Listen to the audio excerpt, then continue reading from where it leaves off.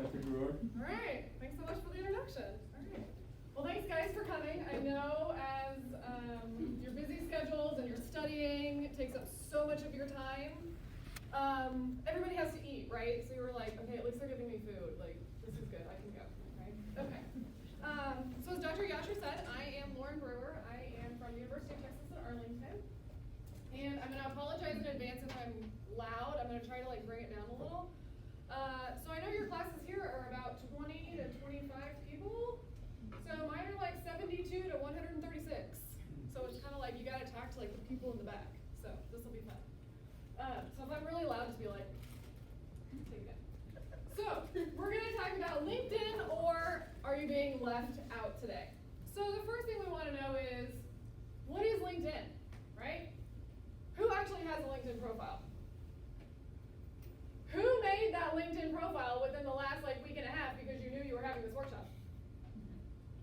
All right, that's a good sign. So are our LinkedIn profiles optimized? Are they fully completed? Have we achieved the all-star status? Yep. Yes? Anybody else achieved all-star status? All right, well, we are gonna get you there today, folks. All right? So what is LinkedIn, right? I think for the most part, since it seems like the majority of us have it, LinkedIn is our professional social network, right? So this is where we are going to get together, and it's basically a virtual networking event, right? Have any of us been to networking events in person? Do we enjoy them? Yes and no. Yes and no. They're good for our careers. Sometimes they're kind of awkward because you have to make small talk with people you don't know, and you don't know what to say, and you don't want to say the wrong thing. And so it's kind of like, oh, I don't know, right? So at least having LinkedIn, this is a virtual networking event. So you have time to figure out what it is you want to say. You have time to craft your replies. You have time to craft your messages to professionals, right? And it gives you an opportunity to connect with so many different professionals that in one place, you would never be able to meet all of these people at one single time, right?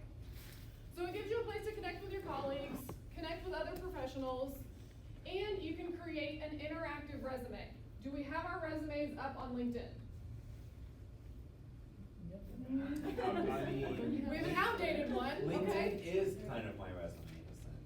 Okay, so LinkedIn is your resume. Yeah, just like I have all my job experience on there. I have all the activities I do at Okay. Wesleyan, my education. So, Perfect, okay, so have we translated that to an actual resume though?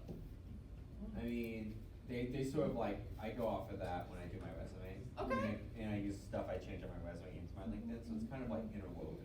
Okay, so you've kind of actually done the backwards of you made your resume on LinkedIn and then you pull from it, whereas the rest of us, we all have this resume and then we're like, what do I actually want to put on LinkedIn? And then we move it over, right? One other thing that, do we know that on LinkedIn we can apply for jobs? Yes. Have any of us applied for jobs on LinkedIn? No. What? Okay. Okay, we've applied for jobs? yes, several jobs. Okay, have you heard back from any of them? Let's see here. Like last semester when I was doing it, not many. Okay. This semester I've only applied for one job on LinkedIn. I heard back from them. Okay. And then I just got the email this morning that my qualifications are good, but they're going with someone with more experience. Stinks. Yeah, Good for probably you. because like I failed like the exam they gave me, because it was Excel exam, and I got 3 hours of sleep the night before because my dogs wanted to yap. Oh my God, okay. So really what I'm hearing is you didn't want to work for them anyway. So it's okay. No, if they weren't gonna like give me an interview right off the bat, wasn't Then interested. you're interested, right? Yeah. But at least you heard back, right? At least they heard back. So one of the great things about LinkedIn is that when you're applying for jobs, a lot of times you will actually hear back. If you're applying through Monster, through Indeed, you're applying to a black hole, right? Do you ever hear anything back from those companies? Not typically, it's literally a black hole. Unless you know someone, you're not getting in, unfortunately, right? But now you're actually connecting with the professionals, you're connecting with the recruiters, and you are applying directly to them, right? So this gives you an opportunity above other people who are applying to that black hole. So we know what LinkedIn is. What is LinkedIn not? It is not a personal social network, okay? This is not personal, absolutely not. Should should you have your mom as a LinkedIn connection? No. It depends. It depends on who your mom is. My mom's a client, so I'm gonna use her connections. Okay, so you might need to use your mom, right? So for some of us, we can use our moms to help us get in the door. For others, our moms would comment on our posts, "Oh, that's so sweet, honey. Oh my Good gosh. luck at that interview." Oh my gosh. Tell your mom to join your Facebook page and, as nicely as possible, She don't wanna see my face. unconnect her, right? So it is not a social network. What you should not be doing is creating controversial posts. It is not a space to create controversial posts. It is not a place to share your political or religious posts, your beliefs. We all have them. We all know that we have them. They may not be the same as other people's, which is perfectly acceptable, but LinkedIn is not the place to discuss them, right? It is also not the place to discuss significant personal information. Do any employers need to know where you actually live? No, Do they need to know the other people in your building? no. Do they need to know that Stompy Stomperson lives upstairs and you are so tired of hearing him practice his jogging in place upstairs? No, they don't need to know this information, okay? We also do not want to provide anything that is negative or unprofessional. Let me give you an example here. This is not a post from LinkedIn, but I think it's still a plus. Here was a post an individual made on Facebook and Twitter. Cisco just offered me a job. Now I have to weigh the utility of a fatty paycheck against the daily commute to San Jose and hating the work. Right? So congratulations, you just got a new job, got yourself a fatty paycheck, long commute, and you're gonna hate every minute of it. Right? Well, guess who found that post? Cisco. Cisco, right? So after information management student Connor Riley tweeted about her job offer, a Cisco employee wrote back, "Who's the hiring manager? I'm sure they would love to know that you will hate the work. We here at Cisco are versed in the web. Hashtag hired, not hired."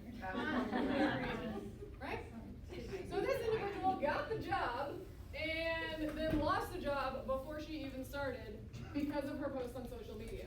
Oh my. Right? If you Google why people got fired for posting on social media, you will see a whole slew of posts, right? This was the most professional, least vulgar post I could find for you as an example today, right? There is a lot out there.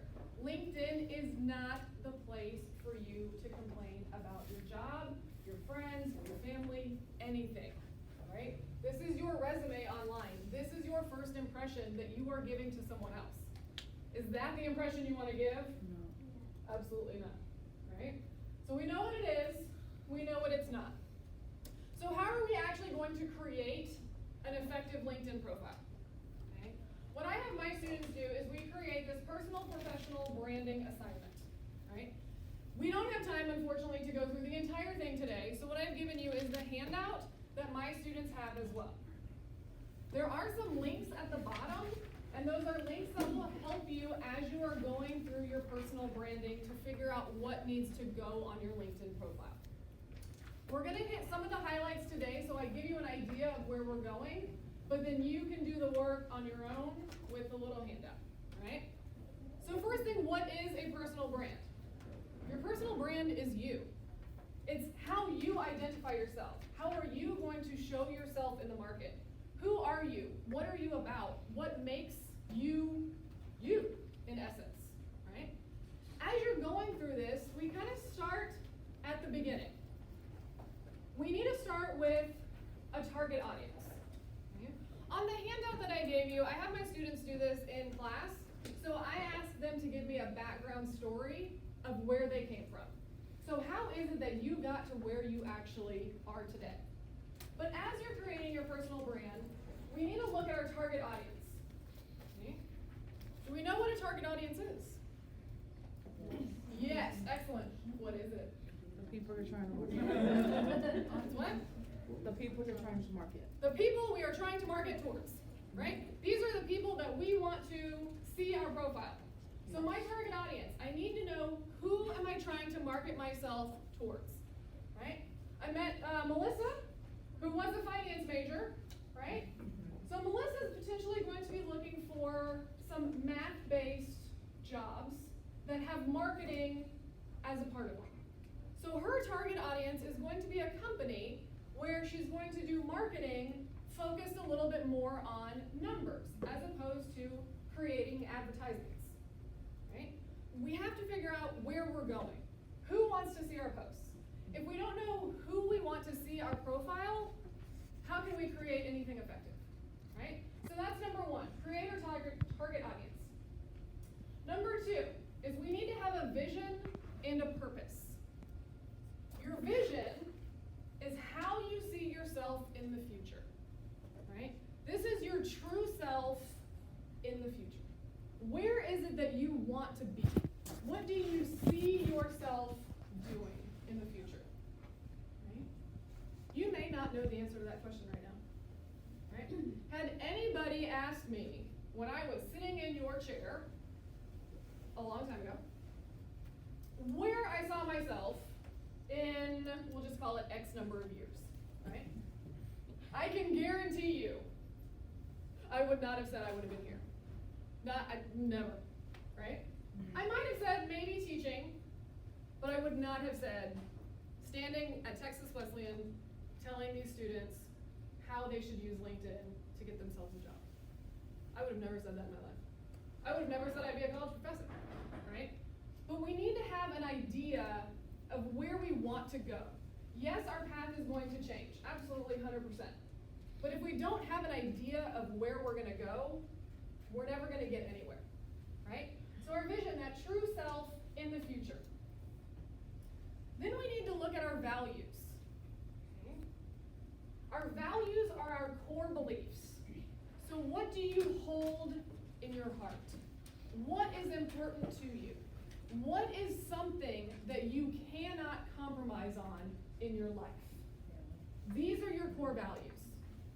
Okay? This comes up a lot in the marketing classes. I have students who want to go into advertising, and the students say, I got this really great opportunity. This company wants me to promote, have you seen the Carl's Jr.'s ads? Which ones? The newer ones or the? The ones. Oh, yeah, Right? unfortunately I have. Okay, so we've seen some different types of advertisements out there, right? I've got students who come into my office and they'll say, hey, I got this really great opportunity, but they want me to create something or work with a company that's going to create provocative advertisements. I can't do that. I don't know what to do. I really want this job, but I don't believe that sex sells, or it should, or I want to work for that company. But I really want the job. What do I do? What would you tell them? Either compromise your values or find another job. You either have to compromise your values or you have to find another job. Should you compromise your values though? No, because you won't be happy. You will never be happy, right? You'll be there, you'll get that fatty paycheck like the person who did not end up getting the job at Cisco, right? But are you gonna be happy? No. So we need to know what our values are. What do you hold inside of your heart that you will not compromise on, right? I feel like it sounds like such a simple thing. And I asked my students to think about it and they just looked at me. Oh. And I was like, what do you hold in your heart? And they're like, I don't know, no one's ever asked me that before.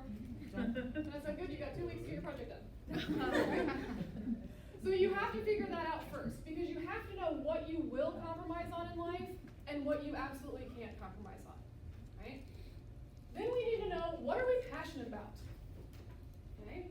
So our passions can be similar to our values.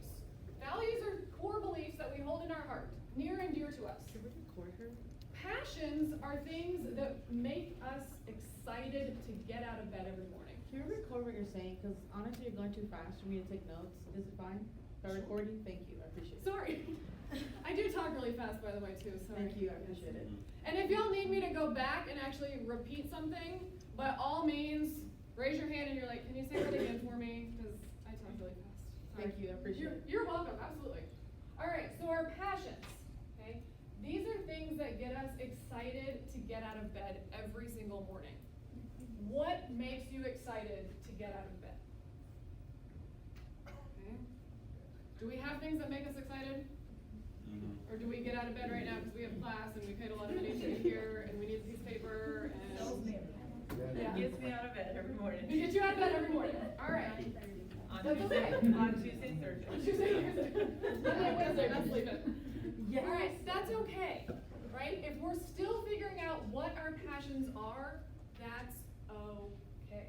We don't have to have all the answers, right? Sort of a sidetrack, but not really.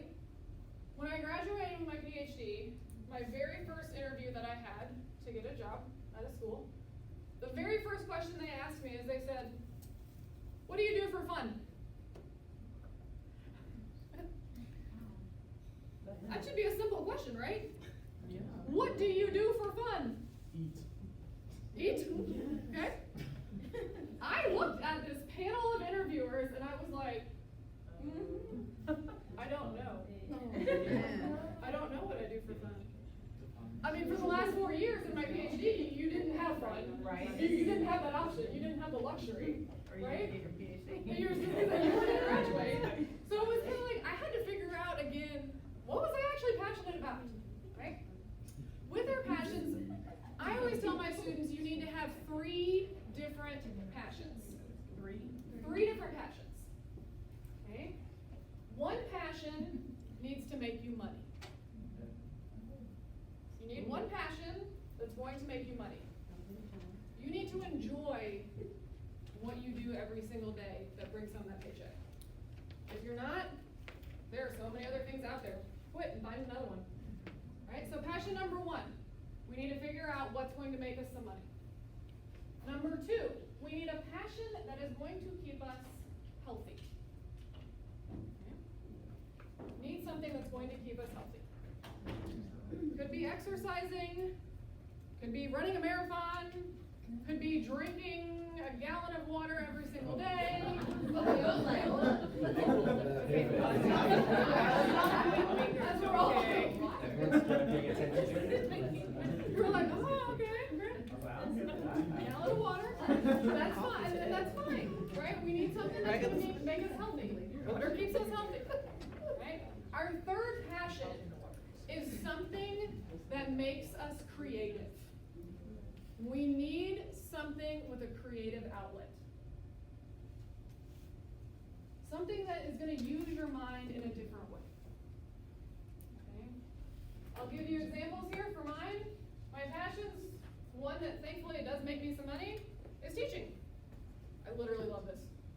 Every single day, most every day. Every now and again you get that one class and you're like, oh my gosh.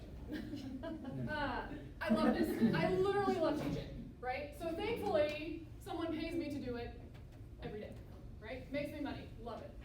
Something that keeps me healthy is I pretend that I run. I have run, I think, like 6 or 7 half marathons and 1 full marathon. And then I kind of took a hiatus for way too long, so I'm trying to get back into it. So that's attempting to keep me healthy. And then my creative passion is that I bake macaroons. Ooh, So I'm coming here. Right? I was gonna say, and I should have made y'all some today, I don't even know, right? So if you've never eaten macaroons, they're the most delicate, finicky cookies you've ever seen in your entire life. So I bake them, and I love it. Since you make them, what is your view on joy macaroons? On joy? Oh, That's expensive. they're expensive. But they're. In my opinion, I make mine a little bit different. Mine have a little bit more air in them, so they have a little bit more crunch, a little bit more bite. So we'll do a workshop on macaroons. So we'll do a macaroon workshop next time. Yes. there. Excellent, right? So these are my passions. These are things that make me excited every single day. Okay? Our 5th personal branding item is our goals. Our goals. We have to have goals in life, right? We need to have goals that are what? It's a 5-letter Smart. SMART. I love this. got this. We need goals that are smart. I have students in my class right now and they say, my goal is to graduate with an undergraduate degree. Great. When are you going to do that? How are you going to do that? How long have you been here trying to do that? I need more, right? So our goals, we have to quantify them. We have to make them smart goals, right? We know what SMART goals are, so thankfully I'm not going to go through the entire thing. What I tell my students is we need a 1-year goal. Oftentimes our 1-year goal is to graduate, right? And that's okay. Graduating can be our 1-year goal. We need to figure out how it is we're going to get there, right? Then we can either have a 3 or a 5-year goal, depending on what we're trying to do with our lives. For some of us, it may take us only 3 years to get where we want to go in our careers. For others, it may take 5.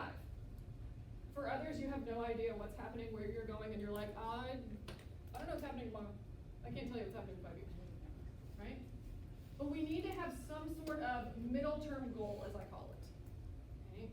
In our middle-term goal, my favorites for my students is, my 5-year goal is I will have graduated with my undergraduate degree, I will have met my spouse, we will have gotten married, and we will have traveled to 17 countries. Very good. And I'm like, in 5 years. Wow. Okay. And nowhere in that did they tell me what job they were going to have to pay for all of these things. Really what's happening is that it's gonna be like a sugar daddy situation. I don't say they're going to have a job. They just don't tell me What the job is. what it is, right? So our goals need to be realistic. Can traveling be one? Yes. Can traveling to 17 countries in 5 years be one? No. Yes. Yes, but If you're a flight attendant. all right. All right. So for a flight attendant, all right, then you're gonna get, so many more than 17 countries. Oh, I'm gonna Right. get 25. 25, all right, I like it, I like it. No one's come up with that yet, all right. I got you. You got I speak your language. We got this. Yeah. So we need our 1-year goal, our 3-year goal, our 3 to 5, and our 10-year goal. Okay, so our 10-year goal is something that is far out there. In reality, do we have any idea what we're doing in 10 years? No. If you had asked me 10 years ago, would I be standing on this platform? I don't know where I would be. I don't know what I would have said. But it would not have been here, I can guarantee you that. Right? If anybody is interested, you'll at least find this mildly humorous. When I was a kid, people always ask you, what do you want to be when you grow up? Right? You heard that as a kid? Yes. I wanted to be a truck driver. I had the whole thing mapped out. I was going to have a dog that would travel with me. I would stop at 24-hour fitnesses across the country so I wouldn't get overweight since I was driving all day long, right? So that was my goal when I was in high school. I was going to be a truck driver, Nice. right? So we all have goals. They don't always pan out, for better or for worse, right? After our goals, we need to have brand attributes. Okay? Brand attributes are going to come in very handy here in a few minutes. Our brand attributes are 3 items, or 3 to 5, that describe your personality. So this is, if you ask someone to describe you in 3 to 5 words, what would they say? Right? How do other people perceive you? Those are our brand attributes.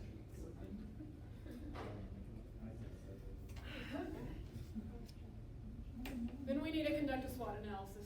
Oh. This is the one that hurts, folks. You can all figure out what you're good at, which is fantastic, because we all have strengths. Our weaknesses, we've all been conditioned to say, I'm just too detail-oriented that sometimes I can't move on, so my weakness is really a strength. Don't do that. So true. Don't do it. You've been conditioned. You have. Don't do it. Okay? What are you honestly bad at? For me, I'll give you mine. Mine is I cannot remember anything if I don't write it down. Same. So if we have a conversation at the end of this seminar today, And you want me to send you an email about something, if I do not write it down, you will never see that email from me, right? So what do? I always travel with a piece of paper and at least a pencil, because I have to write it down. Can that weakness become a strength? Can I play it up? Yes. I can try because I always bring my paper. But no, it's a true weakness. It's bad, right? It's not, I'm too detail oriented. No. Be honest in your SWOT analysis, right? In the handout that you have, it actually breaks down each of the individual components so you can list out each item. Our last item on our personal brand is the competition. Okay? This is a big one for all of you in college right now. When you graduate, you are going to be competing against other, probably recent college graduates, right? Your competition is going to be fierce. What's going to set you apart?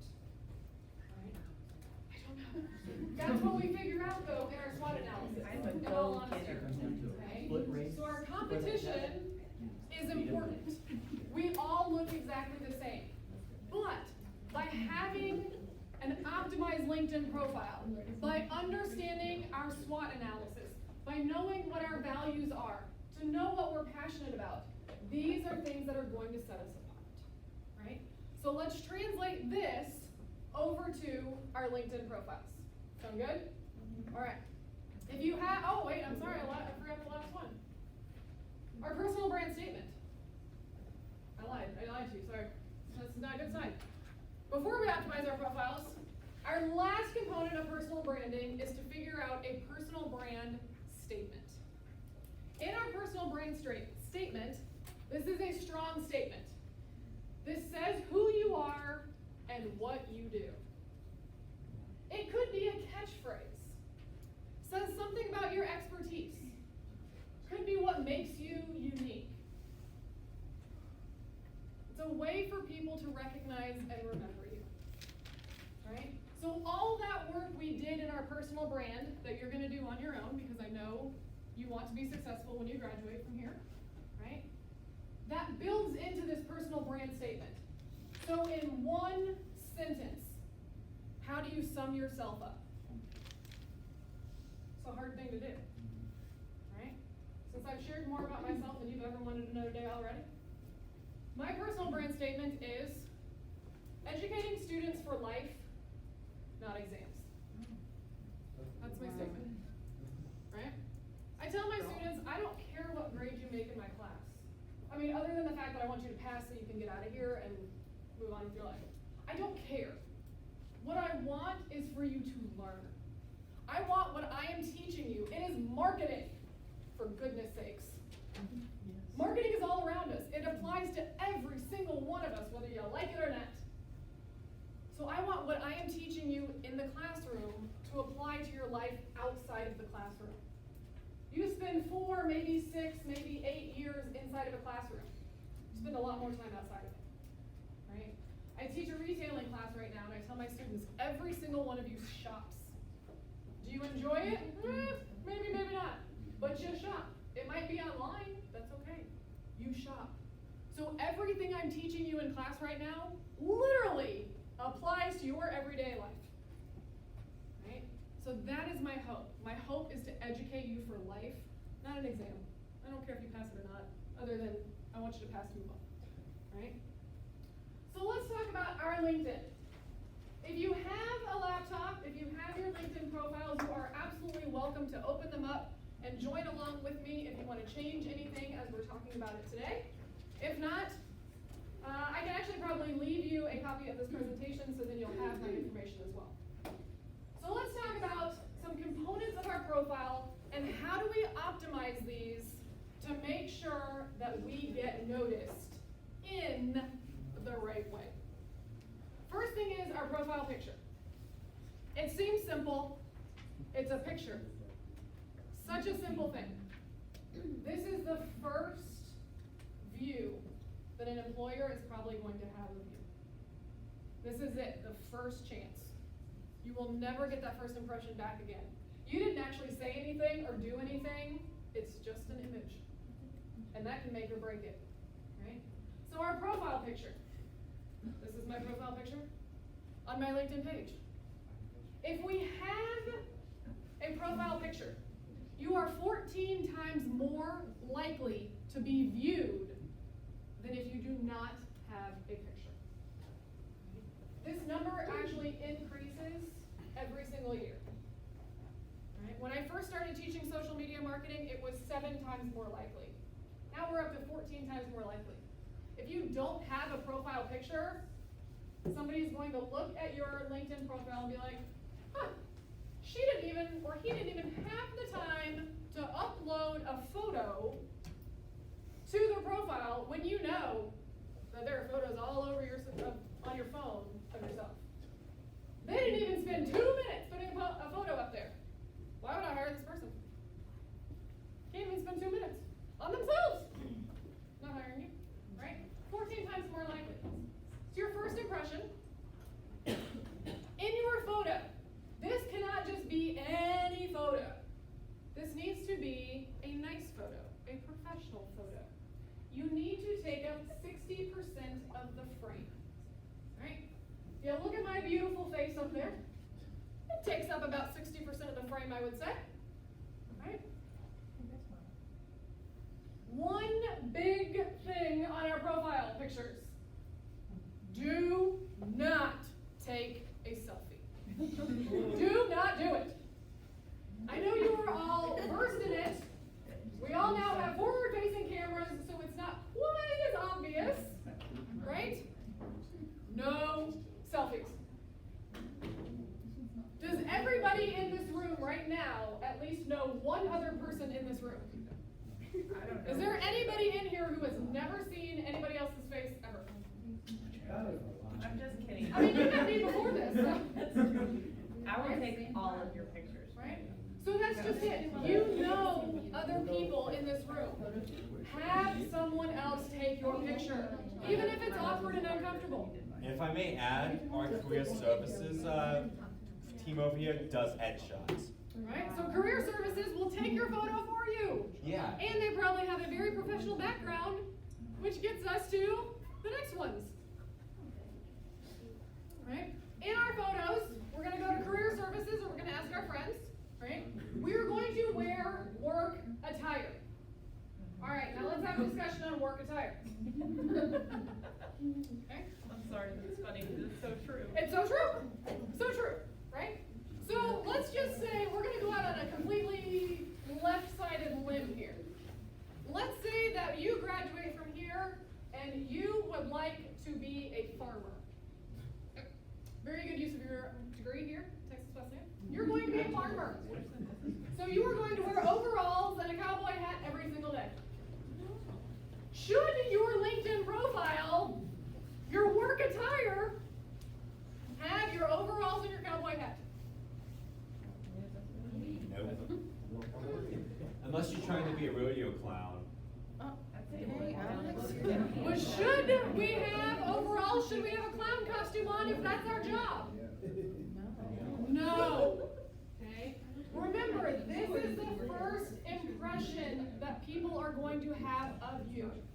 So even if you've got some completely left-handed job out there that is not considered professional, quote unquote, we still need to have a professional photo.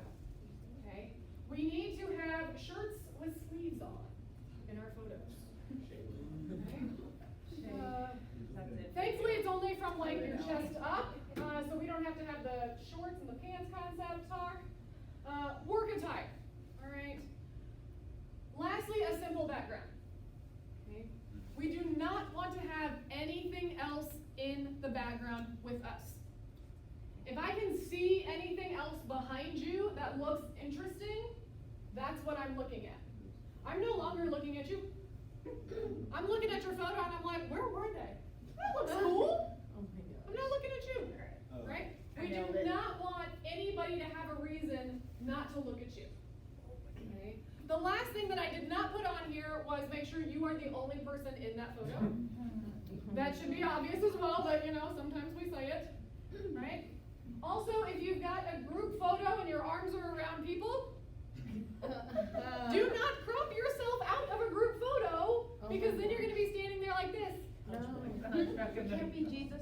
Right, we cannot be Jesus, okay? So make sure you are the only person in that photo. Alright? Profile picture, first thing people are gonna see. Second thing people are going to see is your cover photo. Now, a lot of people don't actually know your cover photo can be changed. Your cover photo standard from LinkedIn is a blue background with a bunch of connected dots. Right? It's computer generated. I see a beautiful computer generated LinkedIn profile cover photo there. Is this what we want to have as our cover photo? No. Because now again, we've already told our company, yes, thankfully I spent those 2 minutes and I put an appropriate profile photo up. But I could not, I'm gonna come to you, but I could not be bothered to spend that 3rd minute to come up with a cover photo. Yes? So, my profile picture is on point, but Okay. my cover photo is Texas Wesleyan. That's perfect. Oh, score. That's perfect. Okay. So our cover photo, Right there. our cover photo can be many different things, right? What if you're like a photographer? Then have your cover photo be something you've taken a photograph of. It could be what? Like the bridge right there. Could be the bridge, right? So this is my cover photo, right? As a professor at University of Texas at Arlington, this is my cover photo. I thought about making it UTA, and then I was like, they can see I work for UTA. I don't need that, right? For you right now, you might need Texas Wesleyan as your cover photo so they know that you're going to school at Texas Wesleyan, right? That's going to be prominent in their eyes. But your cover photo can be several different options. It can be that visual representation of your story. It could express professional identity. So I could have UTA, you could have Texas Wesleyan. Or we can add in a little bit of our personality, right? It can show our passions. Remember that one passion that we had to be creative? It could be that. For me, I chose the bridge, if you can, does anybody know where this is? It's that 1-5 West 7th. Right, so it's the West 7th Bridge, right? I chose this one because I run quite often on the Trinity River, and I like the bridge, right? So it kind of added in a little personality, added in a little passion. It also shows that you are a person outside of here, right? Remember that job interview question where I just stared at them and they were like, what hobbies do you have? I don't know. I have no hobbies. Thankfully I found some, right? But this can show that you are a person outside of Texas Wesleyan, right? Let's say that you are a business major right now, but you love music. You could have some musical notes, right? So it kind of gives more of your story about who you are. But it needs to be something other than the standard LinkedIn cover photo, okay? You can think about it, that you don't have to make any decisions immediately, but think about it and change it. Right? So these are your first 2 impressions that you're giving off.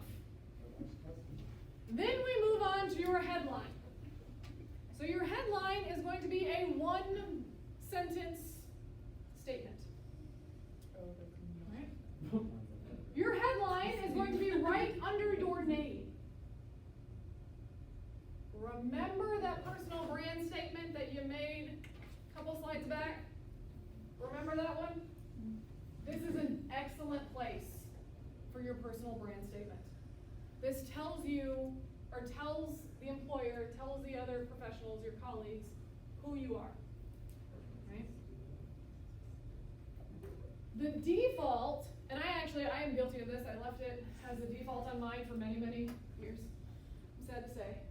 The default headline is your title and your company. But I already list out where I work and the title in my experience section. Why do I need my title and my company there multiple times? I don't, right? But many people leave this as the default because they say, oh, LinkedIn populated it for me, so this is what must be there. This must be great. It's not. They also gave you that beautiful blue cover photo, right? Change that headline. So after the images, this is the first thing people are going to read about you. Do you want them to read student at Texas Wesleyan University when you have Texas Wesleyan as your cover photo? They know you go there, right? We need something else. That personal brand statement is the perfect thing to have. Okay? Next up, this is honestly the hardest part, the summary. This is where you have to write about what you do, who you are. This is where you have to provide more than one sentence, more than pictures. This is kind of like the oh my goodness moment, right? My summary, I'll read it to you in the about section. My goal is to educate students for life, not simply to pass exams. The topics vary from retailing to social media to professional selling and many others depending on the semester. However, the message stays the same. Educate students for where they spend the majority of their time living their life in the real world, not just inside the four walls of the classroom. My greatest joys as a professor, having a student come to class and tell me how the material we discuss applied to their life over the weekend. Literally love that. Melts my heart every single Tuesday morning. Love it.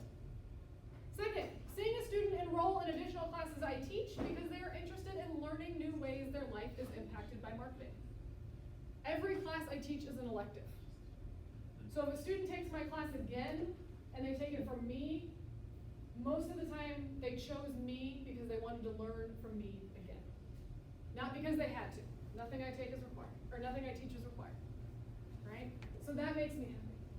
The last thing is converting a non-marketing major to a marketing major.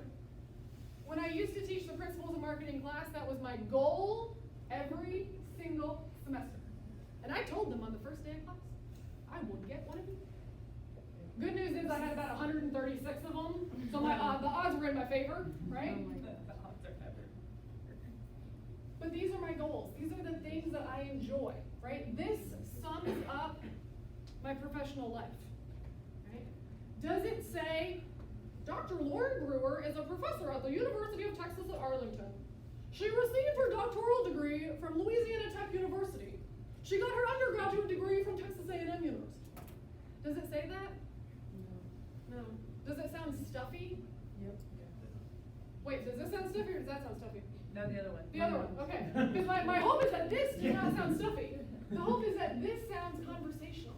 This tells you who I am, right? So in our summary, it's giving an overview of our professional lives. But it's describing what makes you you at the same time, right? There are a lot of professors out there. A lot of them. But I don't know that any of them are going to have this exact same summary. Hopefully, right? Don't steal it. In our summaries, one big thing, we need to write in first person then, right? A lot of people think this section actually should be in third person. Dr. Lauren Brewer is a blah, blah, blah. People are gonna stop listening right there. They're like, oh, she's too stuffy. Do I wanna work with a person who's gonna be all uppity about that all the time? No. I want somebody who's personable, right? In our summary, the other thing is we wanna make sure we have white space, right? We don't want our summaries to be paragraphs on top of paragraphs on top of paragraphs on top of paragraphs. We need some white space. I know you've kind of been conditioned in your life on your resumes not to have too much white space because it looks like you haven't done anything, right? But here we don't want to pack it in too much. What's like a key like word count? What do you think is like a sizable word count for your about? I would probably say about 200 to 300. I think mine is probably honestly only about 100. I'm kind of keeping it short and sweet. However, to be completely honest, I'm not looking for a job like you guys are right now. So I feel like you can also change your summary to be reflective of the time period. So for me, I'm not looking for a job, so I don't need to list out all of my credentials like you might need to add in, right? But you wanna have some space, you wanna have it in first person, and you don't want it to be too long. The good news is, it's hard to write about yourselves, it really is. Yeah. So making it 200 words, you can totally do that. If it was like 1,000 words, you're overwhelmed and you're out. Right? Okay. Next section is our experience. This is where it can get a little bit dicey because some of us may not have a ton of experience. We're in college. We may not have full-time jobs. We may have never had full-time jobs. We may have never had a job at all. Right? So, what do we put? First things up, we need to put any employment that we have had. Okay? No matter what it is. It doesn't matter if you're flipping burgers at McDonald's right now. You're a college student. That's okay. Okay? We need to have our education on here. This is where you're going to shine, in the education. Okay? You're going to showcase the university. You are proud to go to Texas Wesleyan. You might have even put it on your cover photo because you're so excited about it. This is your chance to showcase it. Put your major on there. If you have a minor, add your minor in. List the courses that you have taken that are important to your major. Do not put English 101. Do not put Poli-Sci 202, right? Yes, you took them. I'm sure they were wonderful classes. You enjoyed them very, very much. But your LinkedIn resume is not the place for them to go, right? This is where you're listing relevant courses. Okay? Now, I get this a lot from students. They say, but I didn't do anything in that course. I just sat there and I just took it. And I took exams. I didn't do any projects in that course. I don't really have anything to show from that course. That's okay. You don't have to add all that stuff. But put the course. If you're trying to apply for a job that has social media in it, if you put down that you took a course in social media marketing, the employer is going to see that and they're going to say, hey, you took social media. You know something about social media. If you take my social media marketing class, you come out with 6 certifications at the end of it. 6 that you can put on your LinkedIn profile and your resume. Right? These are things that are going to create opportunities for you, but they're also line items in the experience and educational sections. Right? If you have projects, put them on there. GPA. GPA is an interesting one. Right? Should you put your GPA? If they require it, like in the things, like the most recent job I applied to, wanted above a 3.2, which I have no problem clearing, but I'm not every student. Okay. But I've heard more recently that like the sort of modern way to approach is not to include your GPA. So at the end of the day, it's not as important as completing the degree either. Exactly, right? So you can put your GPA if your GPA is high, or if you just want to put your GPA. If your GPA is below 3, I would say don't. Because you want to show them that you are more than a GPA. But if they see that number and it might be lower than a 3.0 right now, which is okay, life happens, we're going to bring it up, not a problem. We want to show them we're more than that, and we don't want an employer to come in with a bias against us, right? So we can leave it off. I always tell my students that there are very few people who honestly care about your GPA. 1, your mom. Most of your moms care. 2, graduate school. Graduate school cares. Right? 3, possibly your first employer. Maybe. After that, does anybody ever ask you your GPA? No. Right? We want to have a high GPA, so hopefully it shows that we learned. But the number, it's a number. The number doesn't matter. Right? So you can add it if you want. You don't have to. All right, the last section of our LinkedIn profile. This is the place you get to brag about yourself.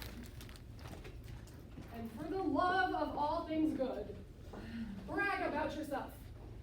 Okay? I know you might win awards, have honors, get accomplishments, and you're like, oh, but I don't want to be that guy that boasts about it. Exactly. Yes, you do. No, you don't. Yes, you want do. other people to boost you up.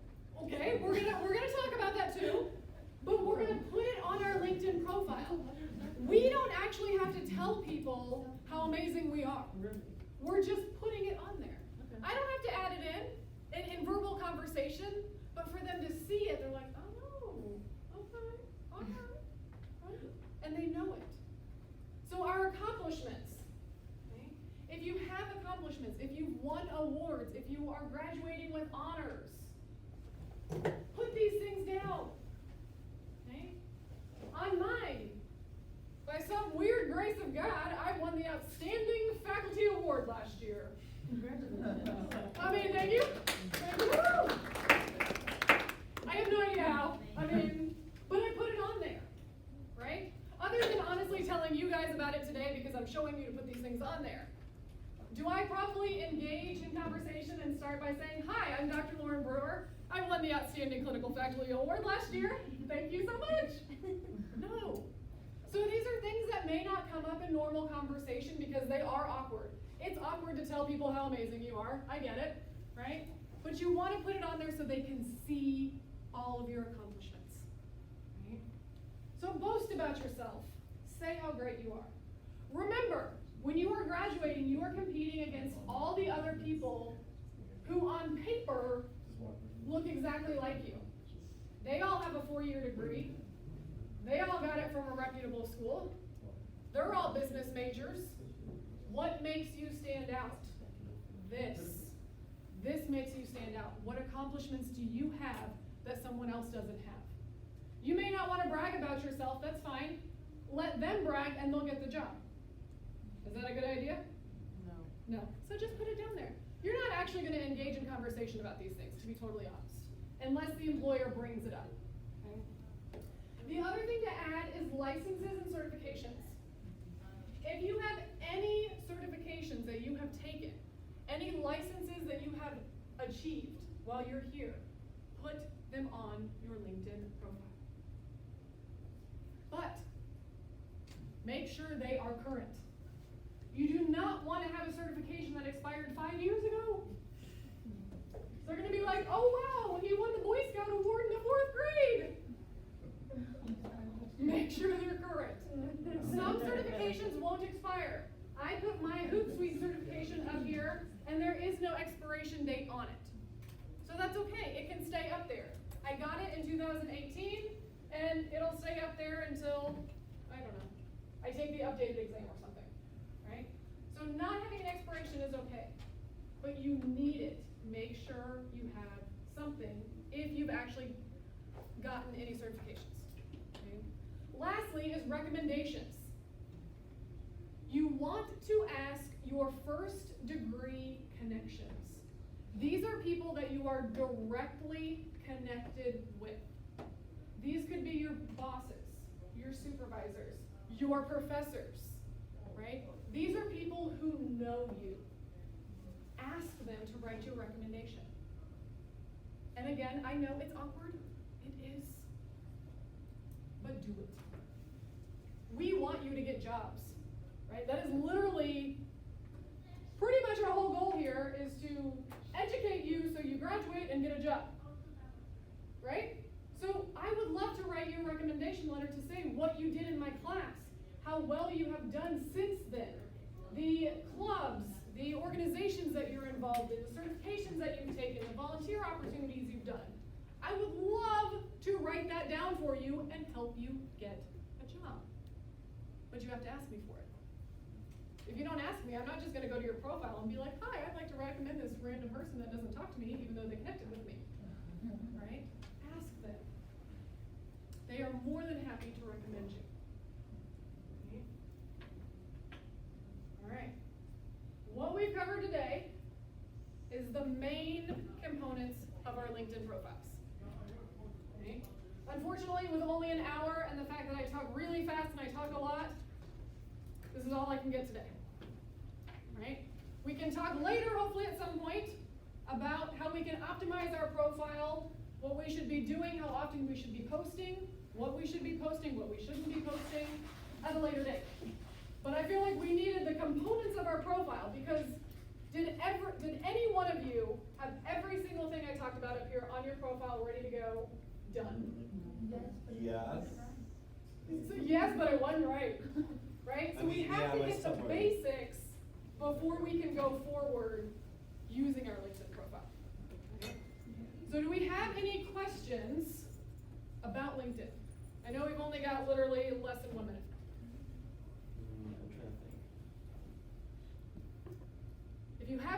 questions that you think of, you know what you should probably do? Contact me I've already sent you a connection. via LinkedIn. Connect with me, right? I'm already got that. I will be a connection for you. Right? If you don't have LinkedIn, you're clearly going to get it, and you're going to connect with me. But then if you have a question, please send me an email. I literally teach 3 sections of social media marketing. I think I've got 270 students in this class right now. Across 3 sections, right?